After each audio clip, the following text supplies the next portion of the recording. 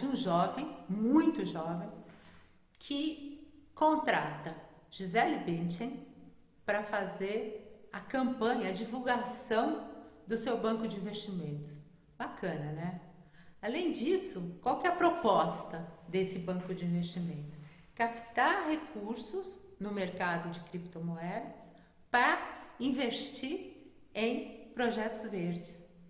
É um tipo Robin Hood, não dá para definir de outra forma, né? E da mesma forma que Sam Bankman-Fried conseguiu atrair a atenção de Gisele Bündchen e ele a contratou para fazer esse trabalho, nós também tivemos contato com ele. Houve um momento em que a Planck entrou em contato, porque nós trabalhamos com o padrão Zero to Nature, que você já sabe, aonde a aposentadoria do crédito ecológico gera uma criptomoeda e nós achamos que tinha ali uma linha fantástica, né, de sinergia, tinha uma sinergia ali fantástica. Bom, 2 vezes nós conversamos com ele e percebemos que se tratava de um psicopata. E aí paramos as negociações. Ainda bem, né? Ainda bem. Por quê? Porque uma pessoa como ele era dono da FTX. Uma pessoa como ele, estava conferindo se era esse mesmo nome, ele desmonta o mercado. A criptomoeda já é uma coisa complicada, né? Porque ela também, a descentralização, todo a geração da moeda, o blockchain, tudo isso é muito novo. Então, as pessoas já têm um pé atrás.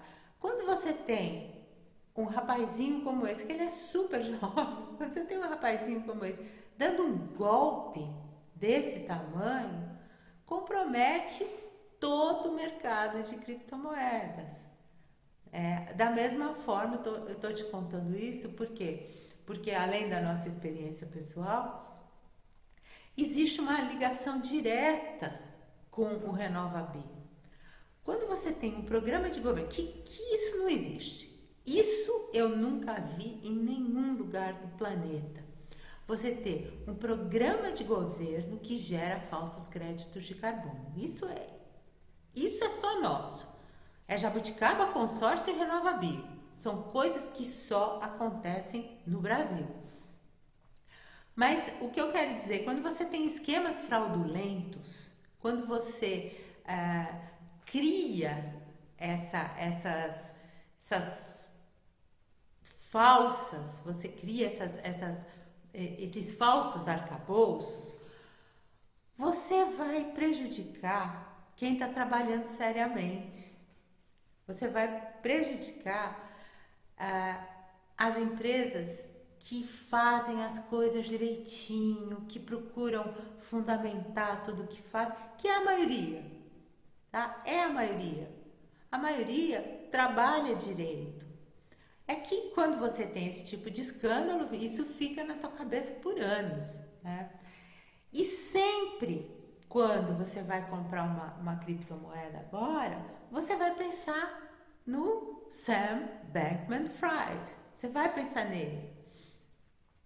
E você vai ter segundos pensamentos relacionados à aquisição dessa criptomoeda, que poderia ser uma coisa bem bacana, mas você já vai pensar 2 vezes. Da mesma forma que, se você sabe que num país são gerados, não é nem comercializados, são gerados falsos créditos de carbono, que esses falsos créditos de carbono são comercializados na maior bolsa da América Latina, depois de serem escriturados por 2 dos maiores bancos operantes no país, como é o Bradesco e como é a B3, a B3 é a bolsa, como é o Santander, você vai ter problemas em adquirir créditos naquele país. Você vai pensar 2 vezes, porque você vai pensar, bom, se existe um programa de governo que gera falsos créditos de carbono, isso é chancelado pelo governo. Então é melhor fazer negócio em outro país. É isso que acontece com o RenovaBio. O RenovaBio, ele é um problema muito maior, ele é muito mais danoso do que o fato de obrigar um setor produtivo a adquirir falsos créditos de carbono. É muito maior do que isso. É uma situação vexatória, né, para começar, mas comercialmente, em termos de mercado, isso enlameia o nome do Brasil. E eu gostaria de deixar claro para você que a lei do RenovaBio, que é de 2017, ela ocorre durante o governo Temer, né? Esse processo ganha força, os falsos créditos de carbono começam a ser comercializados, a ser impostos, né? No governo Bolsonaro. Mas hoje, agora no governo Lula, esses créditos continuam, o programa continua.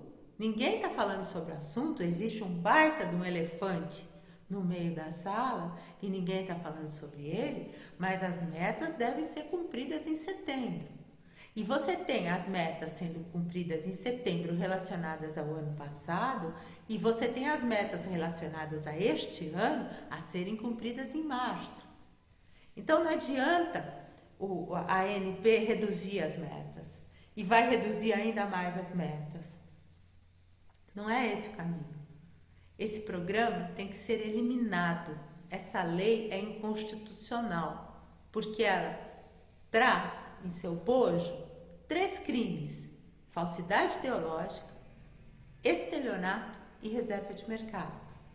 No bojo, isso para falar da lei, né? E aí você tem todos esses agentes, junto com o Ministério de Minas e Energia, junto com a ANP, junto com mais um monte, Embrapa, FGV Energia, Unicamp, SGS, Bureau Veritas, você tem mais todo esse pessoal dando suporte para um programa que gera falsos créditos de carbono.